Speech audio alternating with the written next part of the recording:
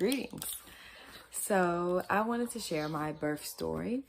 Or my labor and delivery story, however you want to put it. I have been meaning to make this video for a very long time now, but you know, time gets the best of me, and before you know it, it's 6 months later, and just now telling the labor and delivery story. Around this time last year, actually, yeah, a little bit before now, I found out I was pregnant, and this is right before the pandemic hit. I already knew that I wanted to have a home birth, but once the pandemic hit, it was for certain that I was going to have a home birth. I surely did not want to be in the hospital, considering all the things that were going on, when there was, I didn't want to have to wear a mask during my delivery, and just for my convenience, I wanted to be in the hospital. At home. I wanted to be at home to give birth. This was my 7th child. It's just more convenient for me to be at home. And so this is not my first home birth. I've had a home birth prior to this one. About 4 years ago, I had a home birth with a midwife, and I actually delivered before the midwife got there.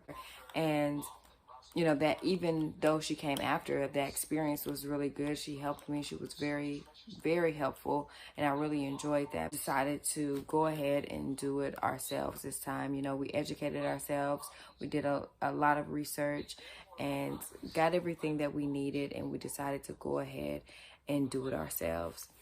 And so it was a very great experience for me. It was probably the best birth that I've had thus far, because as far as everything going the way that I wanted it to go. I did see a nurse midwife throughout my pregnancy. I know that there are women who, they do all their prenatals themselves. You have those that go and do their whole prenatals themselves, and they don't see a midwife or a doctor for anything. I did want to just make sure, since this is my 7th child, that I just wanted to make sure that I was healthy, that my body was functioning, and that my pregnancy was going smoothly. So I did see a nurse midwife throughout my pregnancy up into my delivery.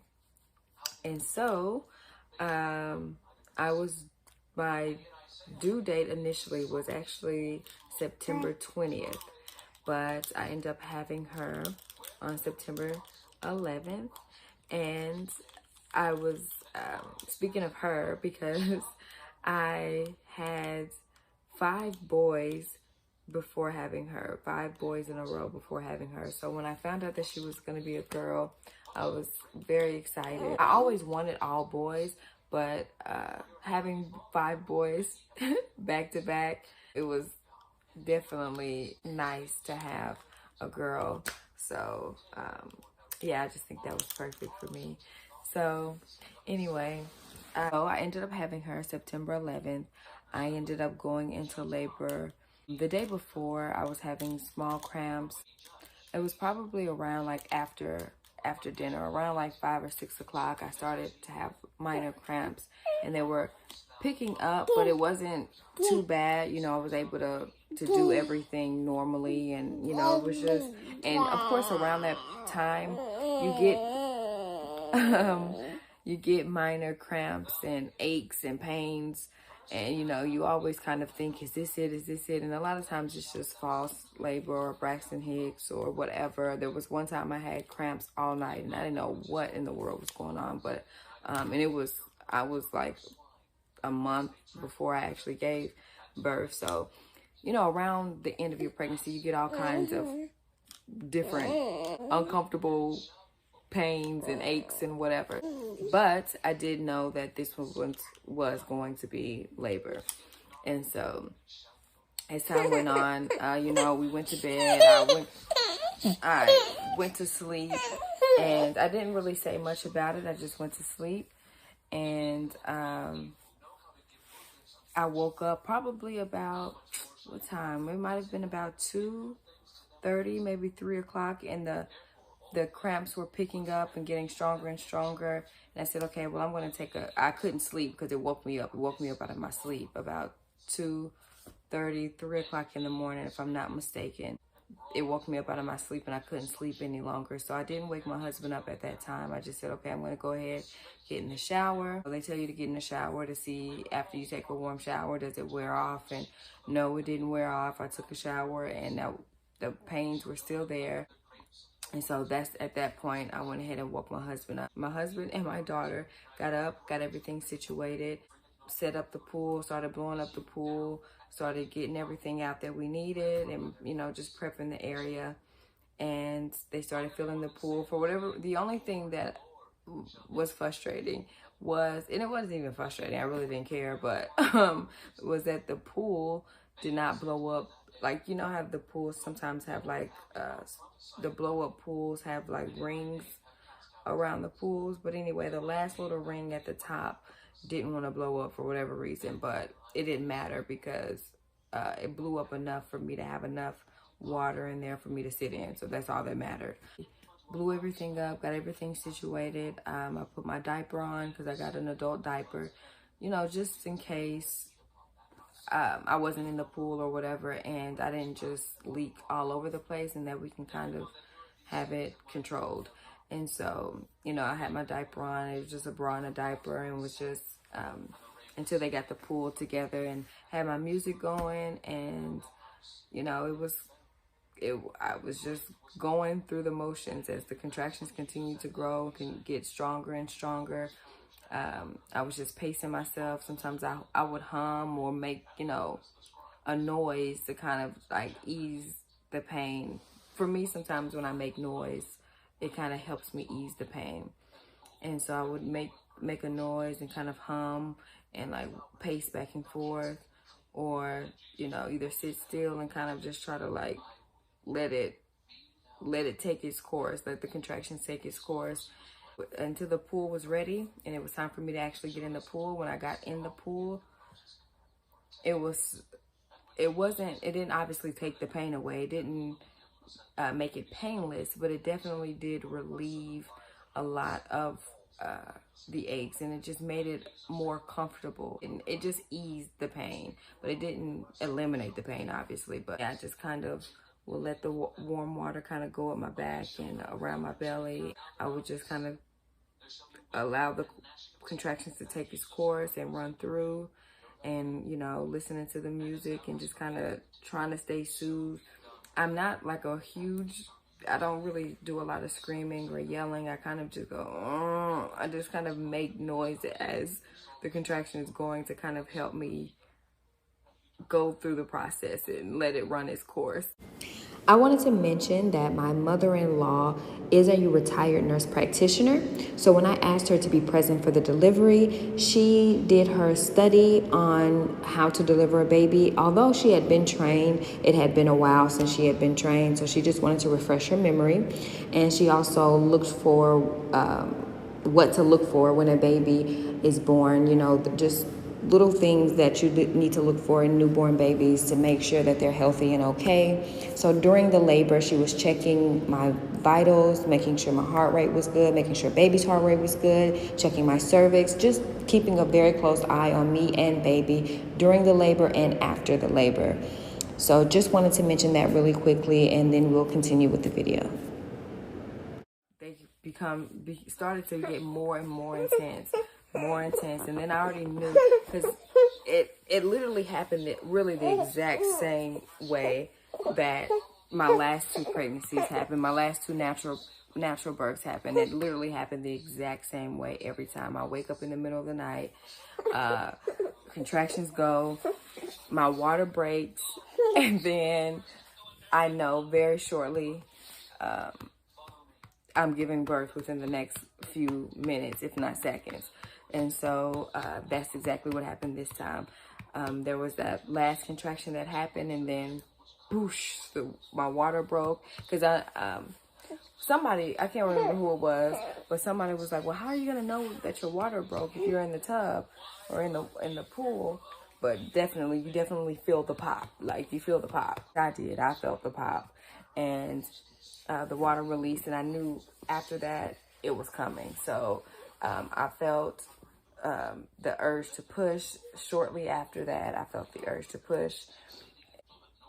For a minute, I felt like I was pushing and, you know, nothing was happening. So my mother-in-law was, at this point, she's by the pool, under the pool, you know, because she's checking me every once in a while and looking under me and making sure that I'm good, making sure, looking under me and trying to see if she sees the head. And, you know, so she's letting me know, yes, the head is out, the baby's out. I'm holding on to my husband as I am pushing. I'm pushing and holding on to my husband's arm because he's in front of me, and I'm bearing down on him, holding, and I literally feel like I'm climbing up his back. I'm not just like holding on to his arm. When it was time for me to push, I felt like I was literally climbing up his arm and up his back. And I was kind of lifted out of the tub. And so once I finally do the last push, my mother-in-law catches the baby. She catches the baby and holds the baby, and you know, I bring her around and I sit and oh, baby girl, you're not gonna let mama talk, huh, girl? You're not gonna let mama talk, girl? Huh, baby girl? Huh, baby girl? My mother-in-law caught the baby and pretty much delivered the baby, and so I sat in the tub, and, you know, I kind of had a lot of stuff going on down there in the tub. So there was all kinds of stuff. Let's just say that. So eventually, you know, I wanted to get out of the tub. I didn't want to, you know, me and the baby to be sitting in the tub with all the afterbirth. Out of the tub, sat on the blanket next to the tub. And my mother was there by this time, and she cut the cord. All right. Sorry, I had to put her to sleep, but yes, my mother-in-law delivered the baby, and then my mother cut the cord. It was funny because when my mom cut the cord, because my mom's, you know, of course, anyway, the way that my mom is, you know, of course she supported me for the home birth and everything, but, you know, she was still kind of, she was a little nervous about it, you know, without being vocal or without being, I just know my mama, so I know she was a little nervous. So when she came to cut the cord, I was like, ah! I screamed when she cut it. I was just messing with her. We joke a lot, we play a lot, we play around. My mama's 20 times worse than me, trust me. So, you know, I screamed a little bit, tried to act like I was in pain when she cut the cord. Oh my gosh, it was hilarious. She was freaking out.